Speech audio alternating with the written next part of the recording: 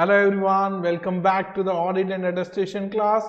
In this class, we'll be understanding in detail about the requirement of the Security Exchange Commission and the Public Company Accounting Oversight Board, that is called PCAOB. So let's dive into for more detail. Hi everyone, welcome back after the lunch break. Hope you had something great and special in your lunch. So now we'll be starting with a new topic, which is requirement of Security Exchange Commission and PCAOB, right? So I know in definition section, which we have studied in our very first class, we have learned in detail or maybe at very high level about Security Exchange Commission. We understood like PCAOB, right?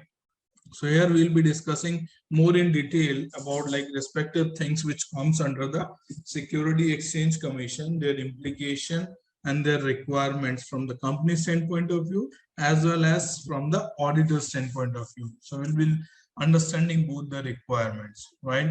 So like we discussed earlier in our very first class of definition, Security Exchange Commission that form under the Congress, like that has formed under the Congress, and they need to report to the Congress. In US, like Parliament is called Congress basically, which you can say pass the legislation and pass the laws. It's called Congress in USA, and SEC report to the Congress. And within SEC, there is 4 acts which come. One is Federal Security Act 1933. So we'll be discussing more in detail about Federal Security Act 1933. But do you remember from our definition section, what is Federal Security Act 1933? For registrations and IPO. Yes, for first year public. For first time registration of the security, right? Then second is Federal Security Exchange Act 1934. This is for? Like after second year onwards. Yes. So for the subsequent transaction and the reporting requirements, internal reporting requirement. Third is Dodd-Frank Act. I think this we have not covered in our definition, and I have not seen much coming in exam also. So that's the reason I have not taken that in the definition section, but here it's part of your curriculum. So we'll be discussing more in detail of Dodd-Frank Act 2010. So this act has been passed in 2010 for the investor protection and security reform basically. So we'll be discussing more in detail how this act has ensured more protection to the investor. So this is more inclined toward protecting the interest of the public, protecting the interest of the investor in the securities which are publicly traded. And then SOX 2002, which has been further amended in 2013. So in SOX 2002, under that comes the PCAOB committee as well. Right? So this is like high level umbrella of Security Exchange Commission, in which we'll be learning Federal Security Act 1933 for the first time registration of security and the requirement and specific form which we need to file for the first time registration and IPO. Then we'll be understanding Federal Security Exchange Act 1934, which is for the subsequent transaction of the security after the registration with the Security Exchange Commission, after registration with the stock exchange, and the reporting requirement, periodic reporting requirement from the company standpoint of view who has registered their security with the Security Exchange Commission. Third one is Dodd-Frank Act. This is for protecting the interest of the investor basically.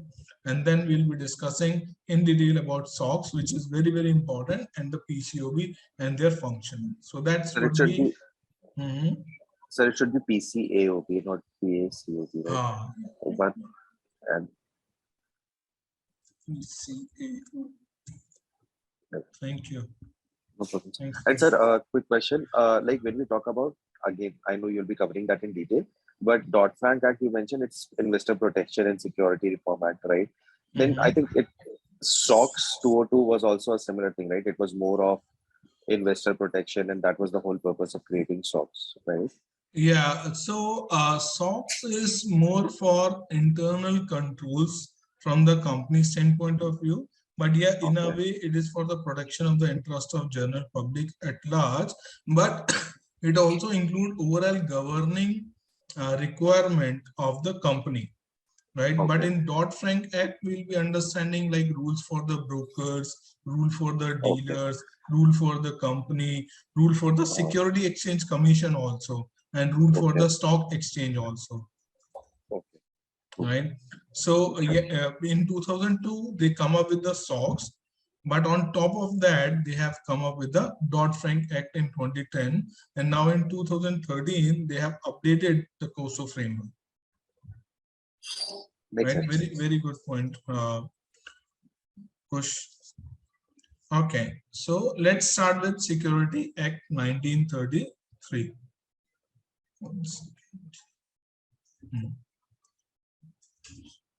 Security Act 1933, as we all discussed in the definition section also, Act laid down the rules and regulation for the registration of security and related firm in the Security Exchange Commission for the IPO purpose or first time registration purpose, right?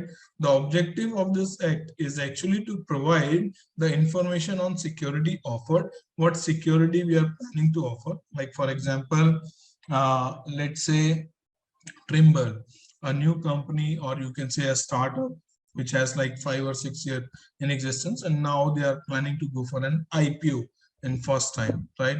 What all information they need to provide to the Security Exchange Commission, which they can further pass on in the public domain about the company, so that like investor can start investing in that company.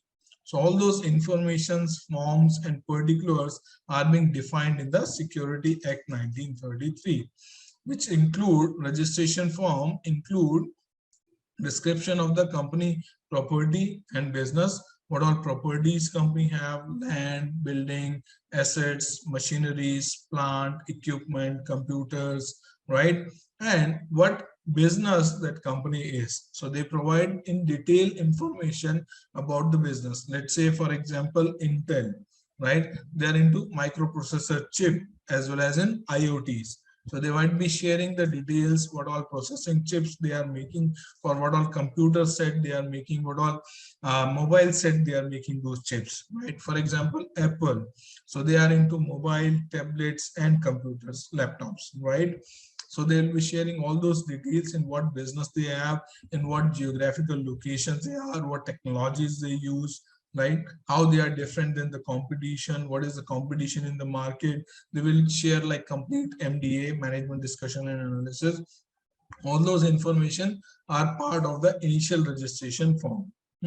Second is description of the company's security to be offered. So are they offering preference share? Are they offering debenture? Are they offering convertible bond? Are they offering equity share? Are they offering you can say series A, series B, what kind of offering they are giving? Are they offering like share with voting right, without voting right? So all those description of the security they are planning to offer need to be clearly mentioned in the respective form, right? And then they need to share the information about the management of the company. So who all are board of director, their backgrounds of the board of director, and where all they are involved in businesses, right? Who is in the senior management, who is the CEO, CFO, CEO, CTO, president, vice president, right? What are their educational background? What are their experiences?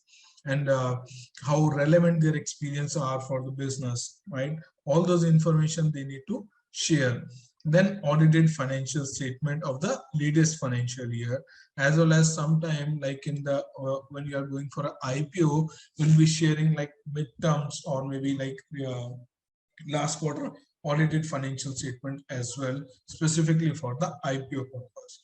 So there could be a possibility like when you are doing audit twice in a year, one is for your like financial year and then one is for the IPO purpose to submit with the Security Exchange Commission, because like SEC required the latest audited financial which has been audited in last 3 months when you go for IPO.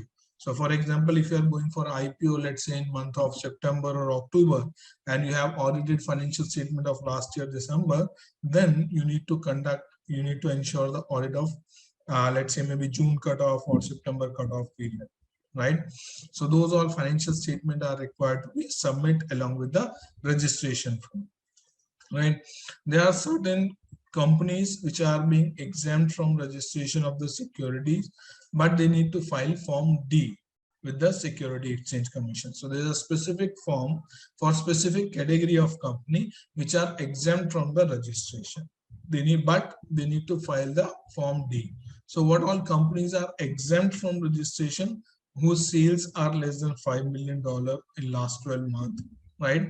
So secure, and the securities are not resold in the public place, not resold to the general public. Second is, company should not use general solicitation or advertisement for sale of security. That means company has not involved any broker, dealer, underwriter, or any advertising agency for the sale of their security. Third is, like, investor in those company can be accredited investor or non-accredited investor.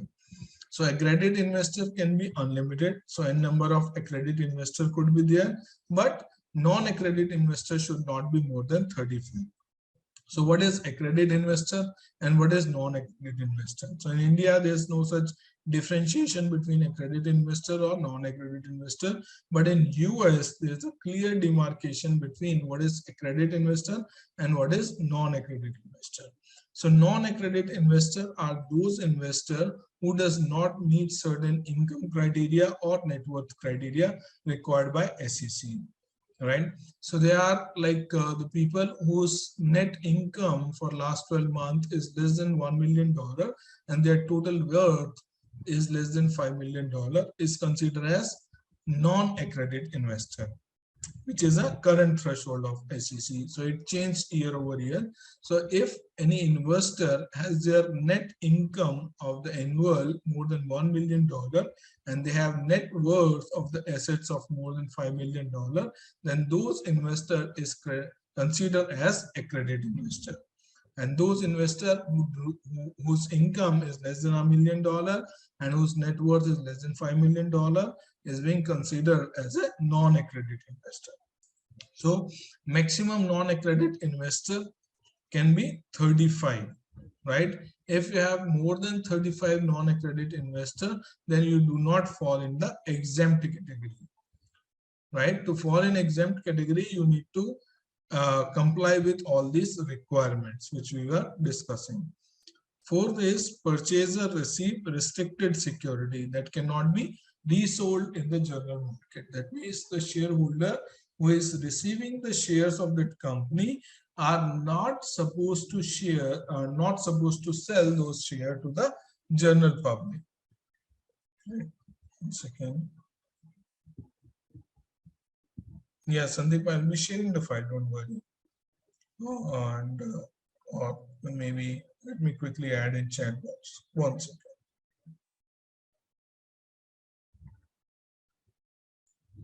So this is more. I think I've shared. Yeah, you can see in chat box. Feel free to download. That's fine. Okay. So fourth point is purchaser receive restricted security. That means in the security as non-transferable security. So securities are issued to the individual and that individual further cannot resell or transfer. So that also comes under the exempt category. And if it is a private offering means to your members of the company, to the member of the board of director, or to the existing shareholder. So only to the closed group they are doing like private offerings, not to the public offering. Then those offering is also considered as an exempt offering. Last one is restricted offering to the resident of the state. So there might be some state laws which restrict that company can issue the share only to the member of the state, not to the outside state. Those all categories of the IPO can come under the exempt category and they need to file Form D to be exempt from all the requirement of the IPO submission. Right? Make sense? Any doubt here? So far so good. Security Act 1933 is for the first time registration. First time registration are of two category. One is for the general public IPO, in which you need to provide all the details like the company property, business, security offering, management, audited financial statement, so on and so forth. And if you are doing like exempt offering, which is like private offering, restricted offering, or to the limited number of investors, your sales is less than $5 million, then you are exempt from providing all this detail, but you need to file Form D. Make sense? Yeah, everyone, so far so good. Pranjali, Garvit, Sandeep. Oh, yes, sir. Right? Security of municipal, state, or federal and other government, charitable institute, banks, or offering of small business investment. They all comes under the exempt category. Next section we have, important section we have in Security Act 1933 is section 11A. Security Act 1933. Section 11A regulate the public offering of security. So this section 11A is very much important in Security Act 1933. It shares all the information to regulate the securities for the IPO, and it requires the companies to file the registration statement with the SEC prior to sale of any security. So the entity cannot sell the security to the general public or public at large unless and until they file the registration statement. In the registration statement, they will be filing all these details which we have discussed above. The description of the company, description of the company property, business, security offering, management, audited financial statement, and other relevant information. Right? So section 11 require an entity to comply with the requirement of the Security Act 1933. Third is right of a person who acquired security. So the person, when you are issuing like IPO and like some general public has acquired the share in the IPO. So what all rights that individual or you can say investor do have, right? If, for example, the financial statement on which that investor has relied has certain misleading or fraud information, so then that investor has a right. Section 11A give the right to the investor to sue to the CPA who has signed the financial statement. Right? If the financial statement attached with the registration form is being signed by the CPA and investor has relied on those financial statements which is being signed by the CPA, and if there is any misleading, fraud or error or wrong information in that financial statement, then investor can sue directly to the CPA who has signed the financial statement. This right comes under section 11A for the investor. Right? Make sense? Any doubt here?